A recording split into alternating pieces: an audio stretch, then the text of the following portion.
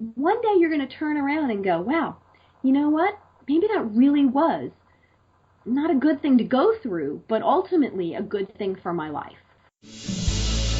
Welcome to Flourish With Failure, a podcast that examines all things failure with your host, Levi Wampler.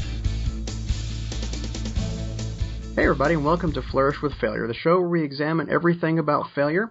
Today we're going to be speaking with Lori Ann Davis. She is a certified relationship specialist, author of Unmasking Secrets to Unstoppable Relationships, How to Find, Keep, and Renew love and passion in your life. And she's the host of Real Talk Radio with Lori Davis. How are you doing today, Lori? I'm doing great. How are you? I'm doing really well today. Can you tell us a little bit about what the term failure means to you? To me, failure might mean something a little different maybe than it means to some other people. Failure would mean not trying or not moving forward. When I work with clients, or if I look at the times in my life when I think I may have failed, I would only see it as a failure if I stayed in that down space. If I didn't take whatever happened and learn from it, try to move forward. So that would be my definition of failure, is being sort of stuck and staying in that same spot. Now, how do you approach or deal with ideas of failure in life? I think that there's a couple of things. One is that we know we can't always choose the things or control the things that happen to us in life. But we do have control over the thoughts and our attitudes and what we do with those circumstances. So I think that has to be a big part of that, is what do we choose to do with it when those things happen in our lives? Do we take the opportunity? For me, this is the other part. Do we take the opportunity when something happens that we see as maybe a failure? And do we try to figure out what we can learn from it? How can we grow? How can we improve from that situation to really actually turn it around so that at some point down the road, we can look back and say, you know, there was good that came out of that. So kind of a regrouping and seeing how you can continue moving forward. Mm-hmm. Yeah. So okay. Now, and you don't have to answer this one, but I'm just curious. I've been asking this lately. What makes you feel like a failure? I know you kind of said that, but let's be more specific. Yeah, I think for me, it is when I feel like something is going on in my life and I don't know what to do.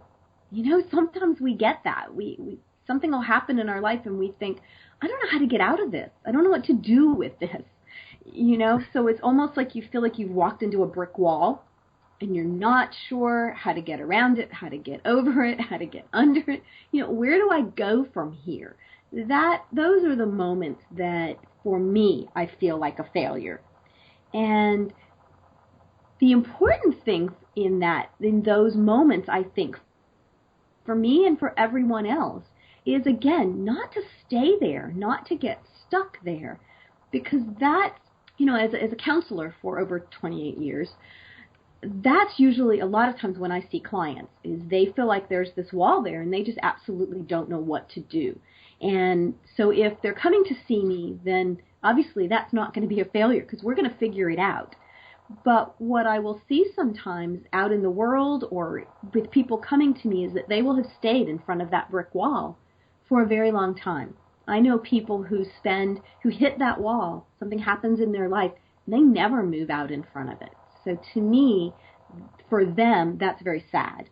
So I feel like a failure when I'm at that place until I can figure out what's my next step, right? Because it doesn't have to be, I don't have to get over the wall. I just need to figure out what the next step is. And once I figure out what that next step is, then I don't feel like a failure anymore. So we have to get unstuck is kind of, for you, like you're getting yourself unstuck, you're moving forward. Yeah. And I feel that same way like you're talking about. When something, you expect X, you do X, you're expecting Y to happen, and Y doesn't happen, and now you don't know what to do now. You hit that uncertainty and ambiguity. Yeah, you're walking along and life is going great, and all of a sudden Z's in front of you, and you never thought that was a possibility, right? Where the hell did that come from? Yeah. Yeah. Do you have any tips or things that you do maybe, or things you've done with the people in your practice for finding the next step? Some of it is getting out of that fear mode. I think that we get stuck and we don't know, we can't see another step because we're afraid. We're afraid of what might happen. We're afraid of what might not happen. You know, the fears can be lots of different things that you're afraid of. And I don't think it matters as much what you're afraid of.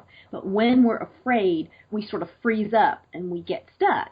And then we can't see a next step because we're just, you know, all those thoughts are going round and round of our head, all of the what ifs. You know, maybe what if because you're looking at the past, maybe what if because you're looking at all the things that might happen in the future that are scaring the heck out of you. So sometimes it's a matter of getting, you know, silencing those thoughts and that fear long enough that you can just say, you know what, I'm okay at this moment, however okay might be. You know, it might not be great, but I'm breathing, I'm alive, so I'm okay at this moment. Now, with that calmness, with being a little bit more centered, what is the one thing that I could do tomorrow? And it could be something very, very simple as I'm going to get out of bed and get dressed, right? Or it might be something a little bit further along the lines as I'm going to reach out for some help, or I'm going to, you know, take my budget and really look at it and see one place where I can cut costs. I mean, there's just the idea of depends on where the crisis is, where you're feeling like you're failing. But just that picking one small thing. But in order to be able to do that, I think sometimes we have to silence all of that talk in our head, all of that fear, so that we can take that one small step. No, like that, just break it down to the smallest thing that you can do next to get over the fear. Because if you're thinking too much about, like, I tried to do X and Y didn't happen, here's Z, and you get all these thoughts and you're thinking about where did I go wrong and what is this, how's this going to affect the future, and you just really gotta be present, find your perspective, and look for the next step. Exactly, yes. Okay. Yeah. Making sure I got it. Okay. Now, I got a kind of almost a survey question here, right? Okay. Because you're a woman, you've achieved a lot, right? Do you ever have moments where you feel like you're not enough, or like you don't belong, or you don't deserve the rewards or accolades that you're getting? And how do you deal with this feeling? Oh, definitely. I think that there probably aren't too many people, if they're really honest, that would answer no to that. There are definitely times when you feel that way. For me, how I deal with a lot of these things is I stop and again, that's stopping, you know, sort of settling everything down, stopping the thoughts for a minute and thinking about if I'm not feeling good enough, or I'm not feeling, taking a look back and seeing, you know, where was I 6 months ago? Where was I a year ago? Whatever time frame we need to go back to, take a look at that. Because sometimes I will get frustrated because I'm not as far along as I would like to be.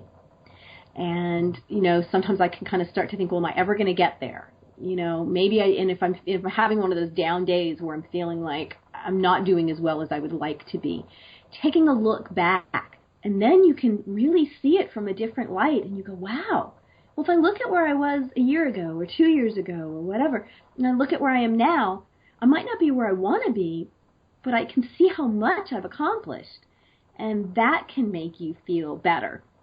It's that whole, I think another way of dealing with when you're feeling like you're a failure is really looking at all the things that you have to be grateful for.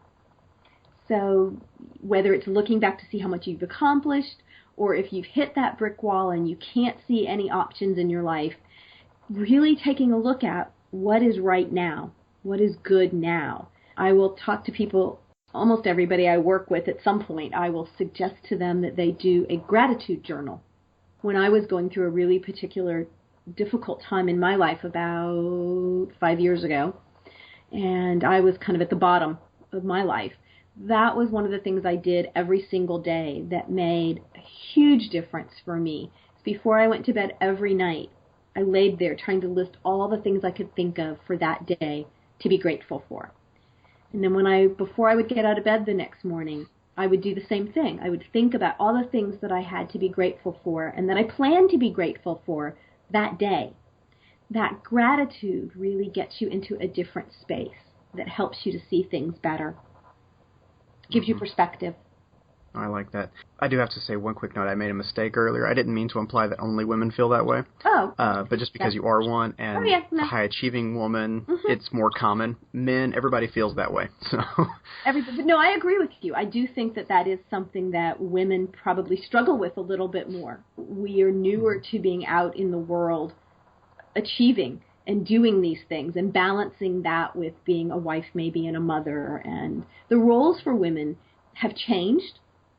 And it hasn't been all that long ago that they changed. So I do think you're right. I think that women do probably deal with that. Not to say that men don't, but women probably deal with that more consistently than men do. That's a good point. I didn't think about it that way because women weren't out in the working life as much, and so you don't have as many role models or maybe people giving you advice when you're younger that have already dealt with it. You mentioned some things that happened to you in the past. Can you walk or take us through one of your failure stories? Sure. Whether personal, professional, up to you. Well, it would be personal, and it's the reason that my career is where it is.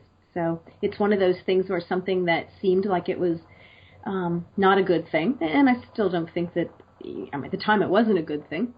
But what came from that was my being where I am now and helping the people that I am now, writing the book I wrote, all of that sort of came from this crisis in my life. And that was that I had a 28-year marriage, long-term marriage, 3 children.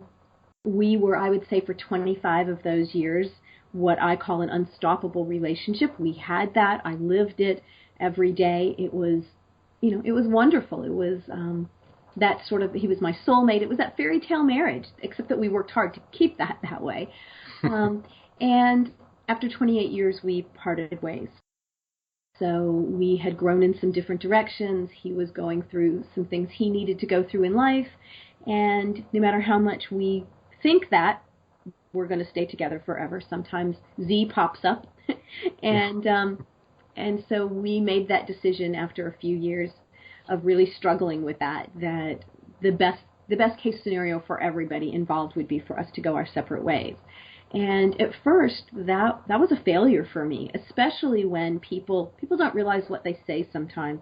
So I would be out in the world, and people would say, well, if you're a counselor and you work with families and you work with couples, why couldn't you keep your marriage together?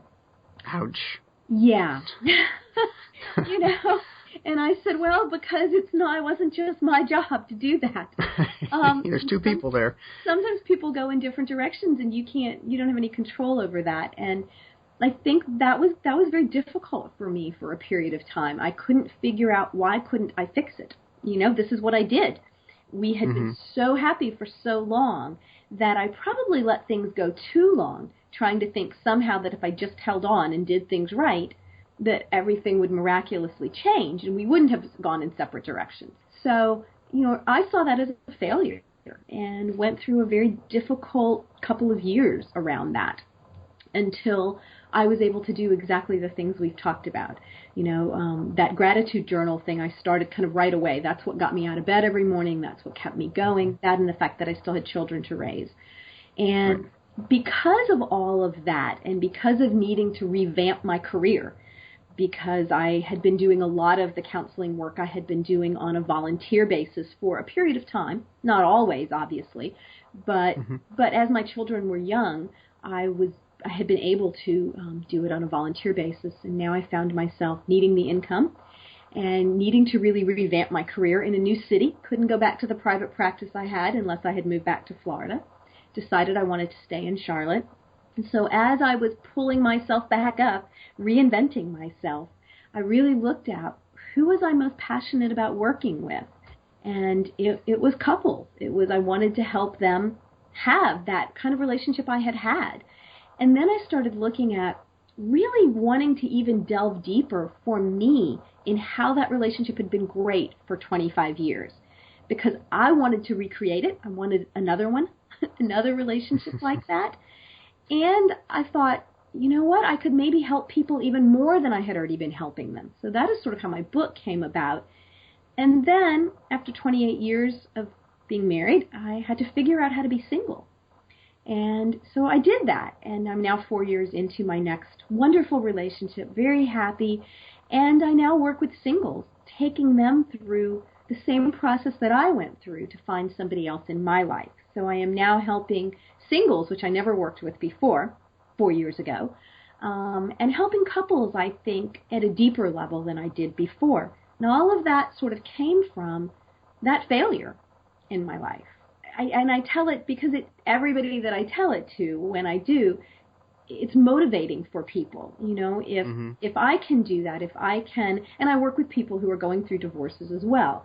I always did that. That wasn't anything new, but I do it at a different level than I did. When you've gone through something, you do, I think, are even better at helping people get through it. Because you've lived it, and people will connect with you. They will say, well, you know, if you're happy again, my singles, when I run my singles groups, or I'm talking to groups of singles when I'm out there speaking, people will come up to me afterwards every time and say, you know, all of a sudden I have more hope that I can find somebody in my life, because if you did it, then that means I could do it too. So I got one thing we'll talk about, and then I do want to come back to the idea of being single after 28 years. That sounds interesting, in a way, for a show about failure.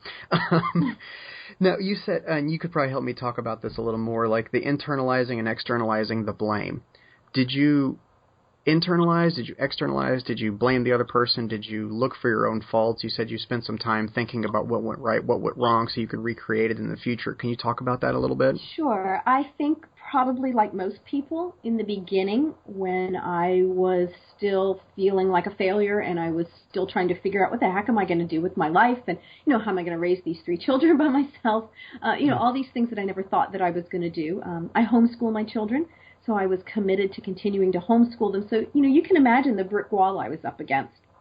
How do I pick a career back up full time when I've been doing it on a volunteer basis, you know, and make money doing it? How do I homeschool my children? How do I do all this alone? How do, you know, all of that. So right. I would say that probably like a lot of people in the beginning, I externalized it. Now, my counselor hat never came off completely, so I think I always had empathy for him as well. You know, he was going through all of this too. He was losing as well, trying to figure out his life. But it was easier, and it's always easier to blame the other person.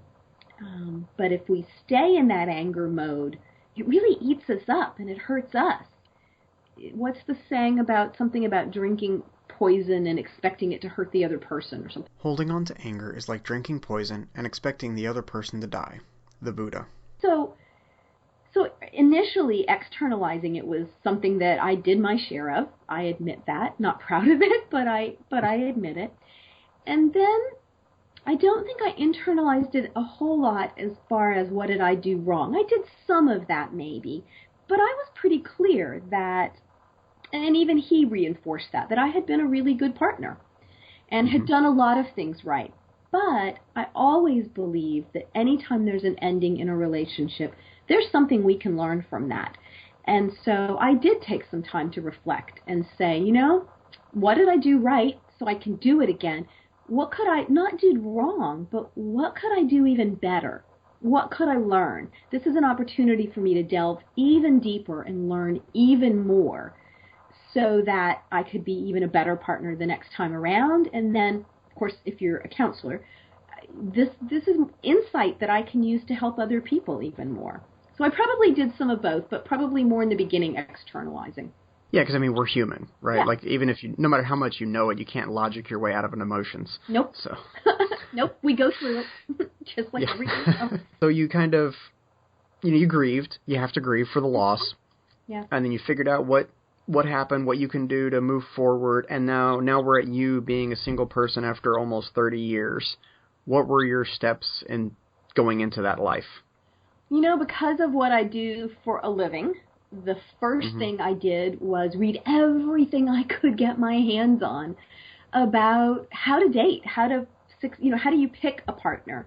And so I read all of these things, and I'm very, very glad that I did, because once I went out dating, dabbled in it a little bit while I was going through the divorce process, nothing serious, just kind of needed to get out there. After that long, you really, I think, have to just get out there and meet somebody. Well, the number one thing is, would anybody even ask me out, right? You wonder. Yeah, I guess it's a valid question. It's a valid question. Would I even want to sit and enjoy dinner with somebody else? You have to realize that this had been my soulmate. I had been very, very, very much in love with this person for so long that I didn't know if I would even want to sit and have dinner with someone of the opposite sex that I was thinking about other than just, a friend. So I dabbled, kind of got out there, figured that I could do that. Once I was serious about actually dating, I think because of all the internal work I had done, I found someone else in my life very quickly. And like I said, we are now almost 4 years into that relationship and are very happy. It's gone very well. So, congratulations. Thank you. So then what happened in my life, the universe has plans for you that you don't always understand. And all of a sudden I started meeting all of these single people, whereas prior to that, everybody that I knew was a couple. And they started complaining about being single, and I'd listen to them talk, and after a very short period of time, I'd think, oh, I see what's going on. I see what the part of the problem is, part of why you're single and you're frustrated. So that was when a light bulb went off in my head, and I said, I really should work with single people. And so that is probably about 2/3 maybe of my clientele right now are single, or at least they started single. Some of the clients I worked with when they were single, now they're in a relationship, and what will happen is, because I helped them through all of that, if they hit kind of a rocky spot in their relationship where things aren't going quite so great, instead of letting that continue, they come back for a couple of sessions, and I help them through that. So I have great plans for this career going forward. Helping people to live their lives with amazing relationships and having somebody that they can kind of always know that will be there, that will help them when they run into a tough spot. Yes, I mean, you think about, you didn't want that marriage to end, I'm sure, but it did, and now you've led your life to another place where you found somebody else and you're happy, and now beyond that, you're able to help other people in similar situations to find their happiness. Mm-hmm. Yes, I'm very pleased with my career at this point. So everything's working out real well for you. I have to ask, though, if you could go back and change things, would you? I think about that sometimes. If I could go, I have to say no. Is there a piece of me, honestly, that a little small part of my heart that says I would like my original family to still be together? Of course I would. But I wouldn't change what I have now, because I've grown so much. I have this new person in my life that if I went back, I would have to give him up. And, we have a wonderful family together now, and we are very happy. So I wouldn't give that up, but I also wouldn't give up the fact that I've written a book, and I'm working on a second one, and I'm out there helping singles and helping people. I talk to women about how to have it all without getting burned out. There's, all these things that have come to me that I have this ability to help other people with, and I am passionate about doing that. When I do it, I am just so happy and so filled up by doing that, by giving to those people. I know that this is what I'm supposed to do, and I know that it's what I was meant to do. And so, no, I wouldn't give all of that up. I like that. That's good, because, you could still teach people the same way you are without that experience, but you wouldn't be, I don't think, this is just me, you wouldn't be able to connect with them on the same personal level of, this is what I went through, and this is how I dealt with it. And honestly, I don't think, I was sort of, I'll be really honest and say I was taking the easy road, I think. I was enjoying being a wife and being a mother and homeschooling my children. And I had, a practice, but it was smaller. I was seeing less people.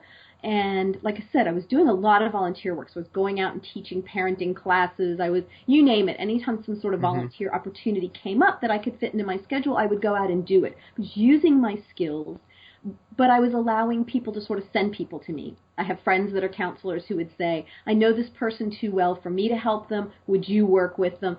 So it was on a different level. And I think that I would have continued to stay there because I was happy there. I wouldn't have pushed the envelope. I wouldn't have done things that are scary. I wouldn't have done things I didn't know how to do.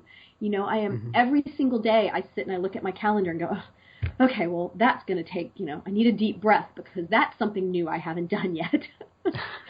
So really, a radio show, writing a book, all of these things weren't things that I saw myself doing. And I don't know that I would have done them without the experience that I went through. And now that I'm doing them, I feel like it's important. I'm supposed to be doing this. Now, would you say the experience was a push in the right direction, or that you went through something so hard, now everything else is not as scary? It's probably both of those. Now, I don't know that I would have thought of it. Initially, I probably would have said to you it was a push in the right direction. But as I was thinking about the answer, it's both. Yeah. Yeah, it's both. You said something there I wanted to touch on. So how you help women have it all and not burn out. Can you give me some advice for that? Yes, I can. And that's one of my newer areas of trying to get out into the world and speak about. I've always talked about it with the people I worked with, but I'm really trying to promote myself as to get out in the world and do more speaking engagements about this. We talked about that it hasn't been that many generations since women's roles have really changed. Women are out there in the workforce. They're competing with men, for jobs, for salaries, and they should be able to do anything that they want to be able to do. There's been a price to pay for that, though, in that we don't know how to make relationships work with women having a different role.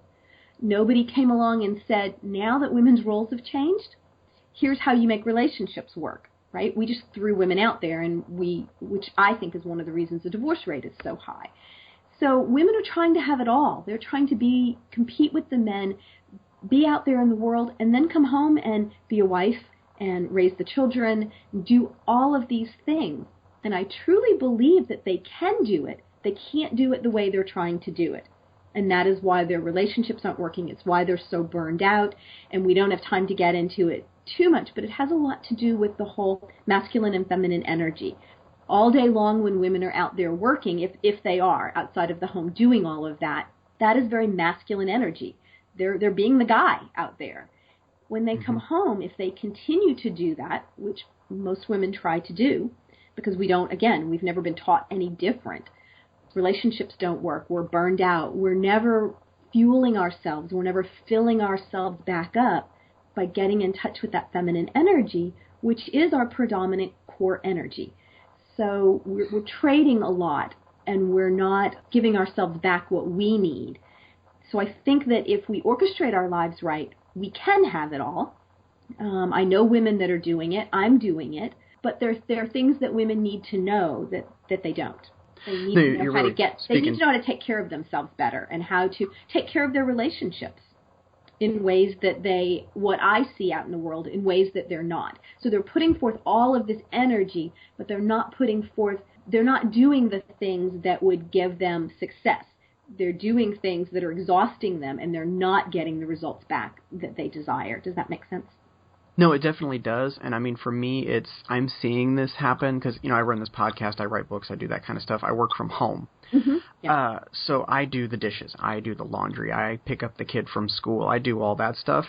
My wife is an RN, and she works midnight shift. And so she's, like you said, she's out in the world, she's helping people, she's doing that side of it, she's bringing home the bacon, so to speak. Then she has to come home and try to find time for the kid and find time for me, and she feels bad about not doing the housework, and she's trying to find the balance and all those things. Both of us are, right? And it can be difficult sometimes. Yes. Because like you said, we don't have the role models for this type of family structure where I'm at home and she's out in the workforce. So. Right. And even if the husband, and even really if the wife is at home taking care of children, we're still in that masculine energy role of orchestrating everything and controlling things and making sure things get done. And again, the roles sort of have changed, but our biology hasn't.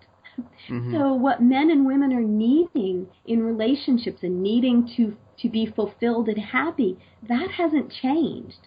That didn't evolve in a generation or two, since the 1960s. Yeah. We haven't evolved. So we have to learn. We need a role model. We need a guide on how to have all of this, but how to make it work. And I think once we understand it, it's not easy to do, but it's simple. So when I wrote the book, I always say that I tried to make how relationships work as simple as I can, Now, that doesn't mean it's easy. I mean, you still have to figure it out. You still have to do it. But I tried to take it and make it so that it wasn't overly complicated. Because I'll start reading stuff, and I'm really good at all this, I've got lots of degrees, and even I kind of go, really? Could we get to the point? So I tried to take my own personal experience plus everything that I had read and sort of condense it and say, here's the beginning, at least, of the basics of a guide of how you make relationships work these days. And what do we do about all of this so that we can have it all? Because like I said, we can. And I have a really great idea of how to do it. I can give you examples. I can put the pieces together for you. And I'm not the only one out there doing it, but I don't think there are enough people doing it. So my mission in life for the rest of my life is, because I also work out of home, so, I can do this forever. No plans to retire, is to really help people to understand that better so that they can put forth really maybe even less effort, but the effort that they're putting forth, they're going to get results back in their relationships and in their own life so that they're going to be happier and more satisfied in life. And there are ways to do that. No, I really like that. How you said the evolution. We haven't evolved, but our roles have evolved. And that really makes a lot of sense to me. That clears a lot of things up, for me at least. So Good. Yeah. So yes, your roles, what you do, the things that you actually do on a day-to-day, it doesn't matter who does what in the family. There's a difference between the role that you're playing and your relationship with each other. So you can be the one who's doing the dishes, cleaning the house, picking up the kids while you work from home. That role is different than the guy who is, making the commute to uptown Charlotte every day, working long hours and coming home. The role's different. When you and your wife, though, are together in your relationship, that's what doesn't change. That's what we have to figure out, how to keep those roles the way they have always been. So how do we do that in our time together interacting with each other? And that can be difficult for women who are out in the world because they have to change hats. The men come home and they're kind of in that same mode. In your case, both of you have some adjusting to do because your roles have even changed. But you can do it. It's a matter of sort of putting the roles that you play aside and in interacting with each other as a man and a woman, because that hasn't changed. So just make sure we remember that who we are in the relationship is not who we are all day when we're doing our work. Right. And what happens is then when you do that, it's really easier once you get used to it because it is truly who you are. And then you're fulfilled by that. You're satisfied by that. You're happy with that. You walk out into the world the next day feeling wonderful as opposed to feeling frustrated and not so great. Can you give us any advice on the idea of failure or how to face failure, fear of failure, those types of things? Yes. I think that we've already kind of talked about it, but we could sort of put it together maybe. Yeah, I always ask one more time just to get like a summing up or see if I can squeeze one more piece of advice out of you for free. See if one more advice comes out of my brain. It's early. I don't know. But I think it is a matter of slowing down and being quiet for a little bit and giving yourself some time to grieve if you need to grieve, to kind of come to terms with this is where you are, remembering to take things one day at a time, 1 hour at a time if you need to. Those little steps, you don't have to figure everything out. You just need to figure out the next small step, and then the next small step, and then the next one. And that's so much easier to deal with if you break it off into little small things. It doesn't mean you can't have a vision of how you would like your life. When I was single, I had this vision of being happily married again and what that would feel like to me. And I held on to that. I didn't know how I was going to get there, but I had that feeling of the end result in mind, but taking the steps one small step at a time. All right, today I'm going to go online and figure out how to sign up for Match.com, which is by the way how I met my new partner. So small steps, one day at a time. Remember to be grateful. Remember to keep that focus of I am okay right now, and here's all the great things I have in my life. Even if it's just, I'm breathing. and my heart's beating and I'm alive. If that's all you can do at that moment, that's better than nothing. That will help you put you in a different perspective. One day you're going to turn around and go, wow, you know what? Maybe that really was not a good thing to go through, but ultimately a good thing for my life. Well, I really enjoyed this conversation, Lori. I've gotten a lot out of it. I know everybody else would have to have. You've given us so many tips, right? Thank you very much for that. Thank you. How can people find you online if they'd like to learn more from you? My website is my name. It's LoriAnnDavis.com, LORIANN Davis.com. And from my website, you can find my radio shows, my blogs. You can find my book. You can see about classes I'm teaching. There's a contact form. You can send me an email. I love when people send me questions, comments, things they'd like me to talk about. You can even schedule a strategy session. I will always give you, 15, 20 minutes of my time if you think that you'd like to see if I might be somebody that can help you in some way. That's great. And I'll have all that linked up on the show notes so everybody can find it easily. Mm-hmm. And my Facebook, all of my Twitter, Facebook connections, everything's on my website. There you go. Just a nice, good hub, right? Go one place, find everything. Yes. Well, thank you very much for speaking with me today, Lori. Thank you. It was my pleasure.